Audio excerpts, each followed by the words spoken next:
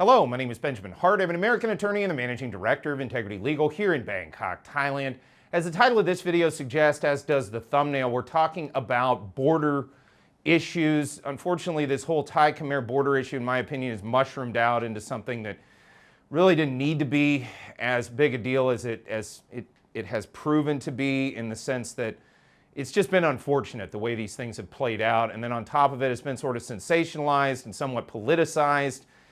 I think that there have been some really incompetent political moves that have occurred with regard to this whole issue, and hopefully cooler heads can prevail and we can see de-escalation, if you will, de-escalation that results in both of these sovereign countries basically retaining their positions that they were at before this all went down, and everybody just kind of goes on down the road in a peaceful manner here in Southeast Asia. That said, I think it's worth noting updates on this, especially where they're pretty significant. And I think that this was a pretty significant update from the Bangkok Post. BangkokPost.com article is titled, "Thai Defense Chief Suggests Ways to Ease Border Tensions with Cambodia." And it's worth noting this is coming from the military itself, which is dealing with this on a day-to-day basis.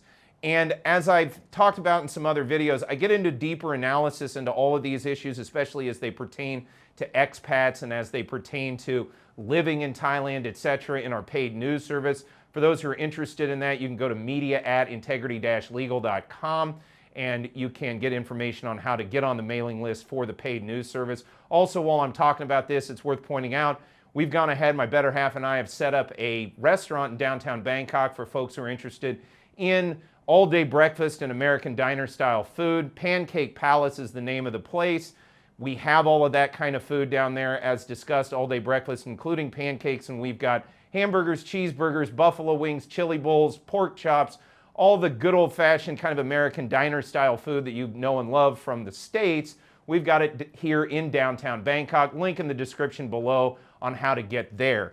That said, going ahead with this article from Bangkok Post, BangkokPost.com article, quoting directly, Chief of Defense Forces General Songwit Noonpakdi has urged Cambodia to coordinate border operation hours and withdraw long-range weapons to facilitate cross-border trade and ease tensions between the two countries.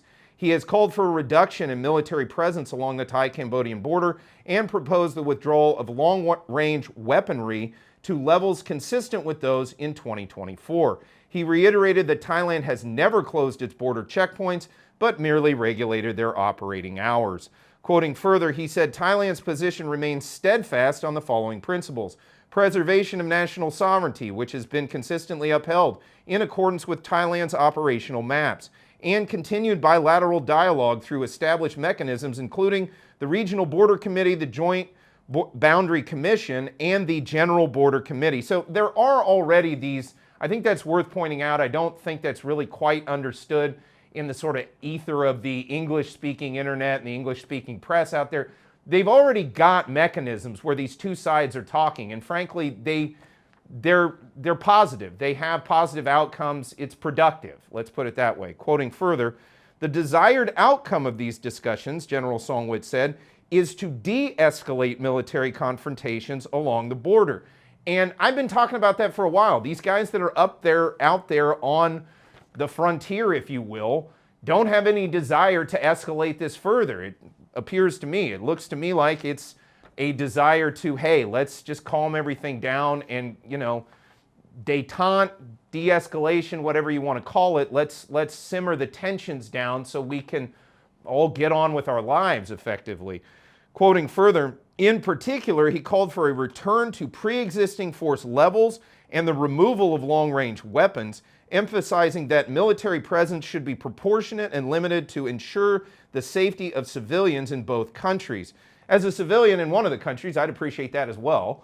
Quoting further, he also expressed a desire to see greater facilitation of cross-border trade and movement, confirming that Thailand has not closed any checkpoints.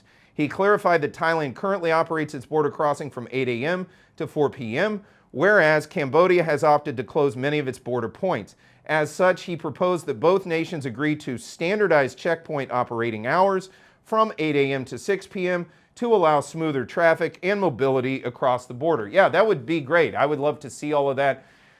again, this pertains to expats. Border runs are something that many expats have to undertake. Frankly, the Cambodian border is arguably the most convenient border to use, especially for those in the eastern seaboard, places like Pattaya, as well as up here in Bangkok. So again, if border checkpoints, if there was sort of a regularized schedule where everybody knew when the border was going to be open on both sides, that would be conducive to foreigners who need to do border runs out here. I can see where that would be beneficial for many folks out here. I'm also very hopeful this continues to de-escalate and we can see sort of, again, the tension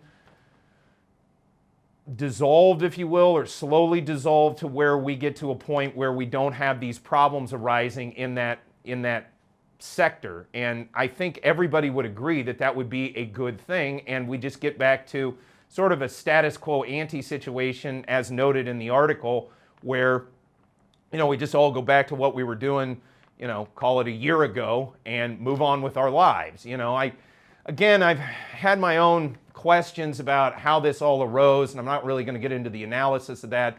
All I do know is that for over a decade, we had no problems along this border. And then in the past, you know, call it 18 months, 2 years, and maybe a little less than that, we've started seeing all of these tensions and things.